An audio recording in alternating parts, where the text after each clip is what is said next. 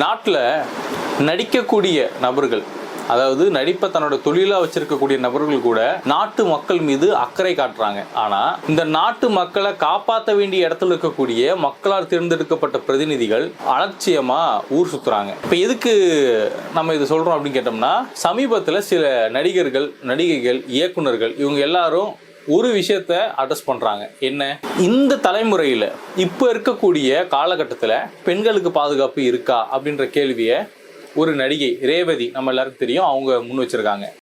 நான் எல்லாம் send Thomas மவுண்ட்லேருந்து Triplicane வரைக்கும் அது என்ன ஒரு 18 கிலோமீட்டர்ஸ் இருக்கும். சைக்கிளில் தனியாக போயிட்டு டான்ஸ் கிளாஸ் முடிச்சுட்டு சைக்கிளில் தனியாக வருவேன். இப்போ அனுப்ப முடியுமா?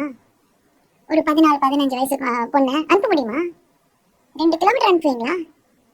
அது யோசிக்க வேண்டிய ஒரு விஷயம் தானே. எல்லாருக்கும் வேலைக்கு போனோம்ல. இப்போ வந்து நைட் டைம் வேலை நிறைய ஜாஸ்தி ஆயிருக்கு. That is how it is, that is how society is. அவன் ஏன் வேலைக்கு போறான்னு கேட்குற கேள்வி கரெக்ட் இல்லை. அந்த வேலை போற டைம்ல சேஃபான சொசைட்டி கொடுக்க வேண்டிய ஒரு ஒரு ஒரு ரெஸ்பான்சிபிலிட்டி நம்ம எல்லாருக்கும் இருக்கு. As a society, as government, as every person. அதே மாதிரி இங்க இருக்கக்கூடிய இளைஞர்கள் மத்தியில போதைப் பொருள் அப்படின்ற ஒரு கலாச்சாரம் அதிகரிச்சிருக்கு. கொலை கூட பண்றான், அதை வந்து கெத்தா நினைக்கிறான்.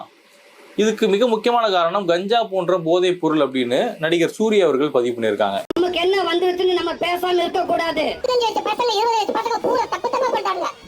15 பேர் கொலை பண்றாங்க. இது எங்க போயிட்டு இருக்குது? எல்லாமே இந்த போதைப் பொருள் தான். நிறைய ட்ரக்ஸ், இது எல்லாமே கடத்தல், இது எல்லாமே நடக்குது. அதை நம்ம நாட்டுக்கு விடலாமா? நாட்டுக்கு உள்ள அலோ பண்ணலாமா? மக்களுக்கு நம்ம சொல்லவே, நம்ம சொந்தங்களுக்கும் நம்ம இளைஞர்களுக்கு முக்கியமான விஷயம். தயவுசெய்து தம்பி, நீங்க எல்லாமே நல்லா இருக்கீங்க. ட்ரக்ஸ், போதைப் பொருள், கஞ்சா, கெட்ட விஷயம் எவ்வளவோ தலைதூக்கி இருக்கு, ஆடிட்டு இருக்குது. அதுல கட்டி பெற்றார்களா, வருங்கால பிள்ளைகளா யாருமே அதுல தயவு செய்து அதை தெரிஞ்சுக்கிறாதீங்க. இருக்கான்னு தெரிஞ்சு அவளை தூர ஒதுக்கிறோம். சரியா? கெட்ட பழக்கத்துக்கு அடிக்ட் ஆகக்கூடாது. அது நல்லா இருக்கும்.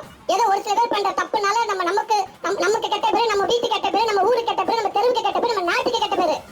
இதை ஒருபோதும் நம்ம அனுமதிக்கவே கூடாது. பாரஞ்சு இதை பத்தி சொல்ல வேண்டிய அவசியமே இல்லை. கிடைக்கக்கூடிய எல்லா மேடைகள்லையுமே சாதிய அடக்கு ஒடுக்குமுறைக்கு எதிராக பல இடங்களில் குரல் கொடுக்கக்கூடிய ஒரு நபர். இங்கே இருக்கக்கூடிய தமிழ் தேசியமும் திராவிடமும் இந்திய தேசியமும் தலித் மக்களுக்கு என்ன பண்ணுச்சு, இது எல்லாமே மக்களுக்கான அரசியல், மக்களுக்கான சித்தாந்தம், மக்களுக்கான கொள்கை அப்படின்னு சொல்லி வந்து நிற்கிறதே தவிர இவங்க எல்லாரும் ஒரே இடத்துல தான் ஒன்றுபடுறாங்க.